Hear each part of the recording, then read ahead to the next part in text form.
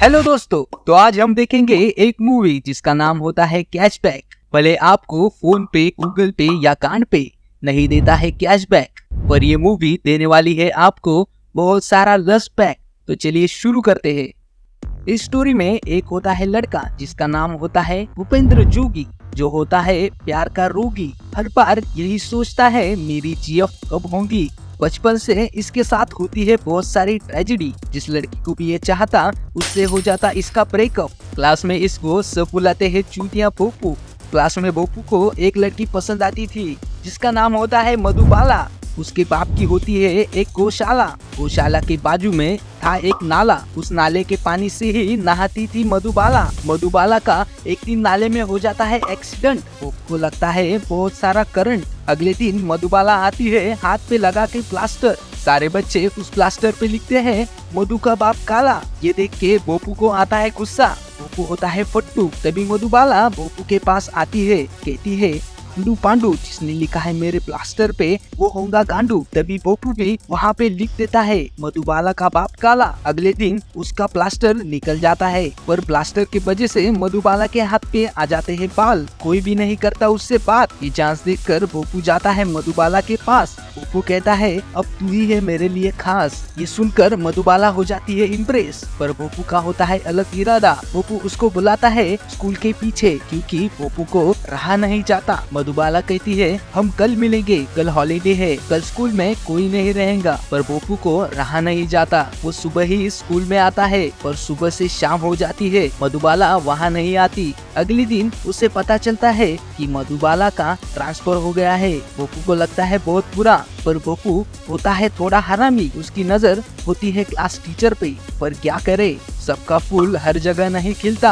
और टीचर का प्यार किसी को भी नहीं मिलता। बोपू का एक दोस्त होता है जिसका नाम होता है पांडुरंग, जिसको बोपू कहता है आंडू पांडू है गांडू। पांडू बोपू को लेके जाता था एक लड़की के पास जो दिखाती थी पैसे लेकर उसके अवतार। बोपू अपनी हर महीने की पॉकेट मनी उसके अवतार देखने के लिए दे देता था। भले उससे उसे कुछ नहीं मिलता सीखने, पर मिलता था उसे लड़की का अवतार देखने। पर वो लड़की भी माली के साथ भाग जाती है। बोपू का फिर से दिल टूट जाता है। बोपू और पांडू की मम्मी के एडल्ट मैगजीन देखा करते थे। एक दिन बोपू की मम्मी उन्हें पकड़ लेती है। वो देखती है बोपू और पांडू का खड़ा होता है हाथ। तब से बोपू और पांडू नहीं मिलते बहुत सा। बोपू के घर में एक लड़की रहा करती थी। वो लड़की हर वक्त नग्न अवस्था में घुमा करती थी। ये देख के बोपू का ठरकीपना जाग जाता था और उसे अच्छा लगता था। अब बहुत साल गुजर जाते हैं। बोपू बड़ा हो जाता है और उसका खड़ा हो जाता है। बोपू को एक गर्लफ्रेंड होती है जिसका नाम होता है टींचा पूजा। वो बोपू से तंग आकर उसके सिर पर मार देती है कप और बोपू से ब्रेकअप कर लेती है। बोपू को इससे बहुत बड़ा झटका लगता है। वो रात रात भर नहीं सोता। उसे रात को नींद ही नहीं आती। इतने ब्रेकअप होने के बाद बोपू को एक वरदान मिलता है जिससे बोपू टाइम को रोक सकता था, पर ये बोपू को पता नहीं था।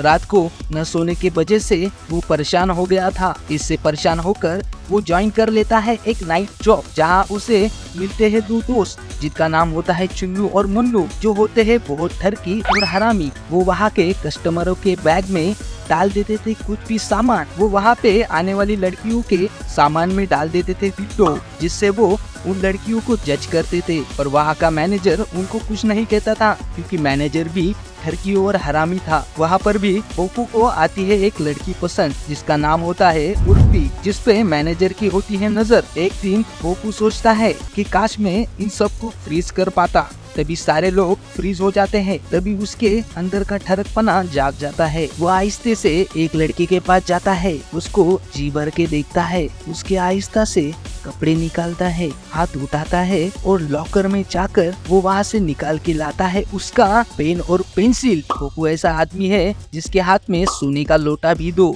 तो भी वो भीख ही मांगेगा। वो उस लड़की का स्केच बनाता है और मैनेजर को ऐसी जगह रखता है जहाँ पर मैनेजर के बॉडी पर कुछ ना कुछ गिर जाए। बाहर आता है और टाइम को फिर से स्टार्ट कर देता है। वो हर बार ऐसा ही करता है, कुछ टाइम वेस्ट करने के लिए या कुछ टाइम उर्फी की स्केच निकालने के लिए वो टाइम पॉज कर लेता है। एक दिन मैनेजर सबको कहते हैं, अरे एक फुटबॉल मैच है, क्या खेलने आओगे? वो उस मैच को जाते हैं, पर वहाँ चुन्नू मुन्नू और पुप्पू को खेलना नहीं आता। इसके वजह से वो मैच हार जाते हैं। खेलते खेलते चुन्नू मैनेजर के नाक पर जोर से बॉल मार देता है। तभी चुन्नू और मुन्नू मैनेजर को हॉस्पिटल में ले जाते हैं। चुन्नू बोपू को कहता है, आंडू पांडू तू उर्फी को घर छोड़ आ गांडू। ये सुनकर वो उर्फी को घर छोड़ने जाता है। तभी उस दिन उनमें नजदीकियां बढ़ती है। बोपू उससे कहता है, अंडी मंडी संडी, अगर तूने भी दिया मुझे धोखा तो तू होगी गंदी। ये सुनकर उर्फी इम्प्रेस हो जाती है और बोपू उसे घर छोड़ देता है। तभी उनमें किस होने लगता है। पर उस दिन बोपू ने मुंह नहीं धोया होता। उसे कहती है, नेक्स्ट टाइम। अगले दिन मैनेजर कहता है, मेरी नाक टूटने के खुशी में मैं रख रहा हूँ पार्टी। वो बोपू को कहता है, अबे बोपू, पार्टी में नाचने के लिए एक लड़की लेके आ, उसके लिए कितने पैसे चाहिए तेरे को बोल। बोपू कहता है 6000। मैनेजर कहता है 150 रुपया देगा। पर बोपू परेशान होकर सोचने लगा, इसकी माँ की 150 में कौन आएंगी। तभी वो पांडू के पास जाता है, क्योंकि पांडू को पता था सभी लड़कियों के बारे में। वो दोनों जाकर एक लड़की को पूछते हैं, तो वो लड़की उन्हें कहती है, 150 में कोई नहीं मिलेंगी गांडू। बोपू और पांडू उसे कहते हैं, तुम्हें कुछ तो करना पड़ेगा। वो कहती है, निकल लौड़े। वो उदास होकर जाने लगते हैं। तभी वो लड़की उनको कहती है, चल 150 में मैं बेचती हूँ किसी को। अगले दिन वो जाते हैं पार्टी को।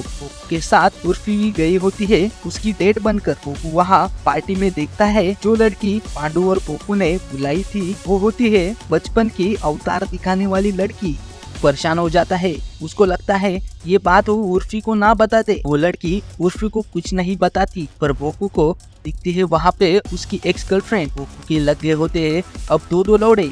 उसे कहती है, तू जब से मन ने छोड़ के गयो से तब से मारे गाने फ्लॉप हो जाए से, तब मुझ पे बहुत सारे लोग रोज बनाते से, अब मुझे कोई कुत्ता भी नहीं पूछता से। इतना कहकर वो उसका किस लेने लगती है, पर पोपू को पसंद होती है उर्फी। पोपू टीचर पूजा को ढकल देता है, पर उर्फी उसको किस करते हुए देख लेती है। अब पोपू के 3 लौड़े लग जाते हैं। तभी बोपू टाइम रोकता है, पर टाइम रोक के भी वो कुछ नहीं कर पाता। वो फिर से टाइम स्टार्ट कर देता है।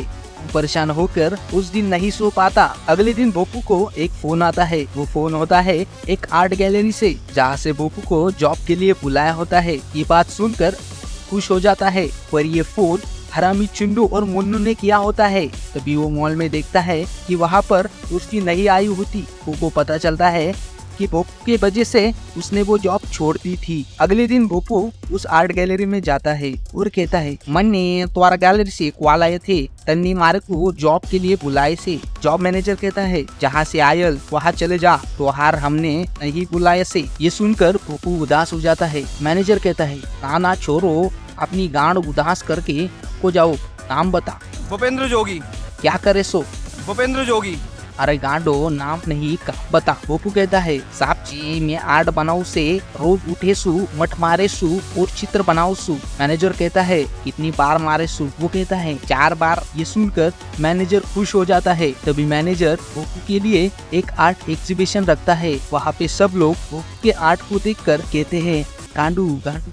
ये सुनकर बोपू बहुत खुश हो जाता है। तभी उर्फी वहाँ पे आ जाती है और देखती है कि बोपू ने बस उर्फी के ही स्केच बनाए थे, जिसमें उर्फी अलग अलग साड़ी में दिखती है। उर्फी ये देखकर बोपू को कहती है, अबे लोडे, तुझे छोटे कपड़े नहीं मिले क्या? बोपू कहता है, वो तो तूने पहन लिए ना। ये सुनकर उर्फी उसे किस करने लगती है। तभी बोपू उस टाइम को पॉज कर लेता है और किस का मजा लेने के लिए बाहर जाता है। यहाँ पर ये स्टोरी खत्म हो जाती है। इस स्टोरी में हमें ये सीखने को मिला कि आंडू पांडू जो भी करेगा प्यार वो होगा गांडू। अगर आपको ये वीडियो अच्छा लगा तो इसको लाइक मारो और शेयर करके सब्सक्राइब भी करो। तो तुमको पागल औरत देखनी हो तो इस वीडियो पे क्लिक करो। मिलते हैं अगले वीडियो में। ठोकते रहो।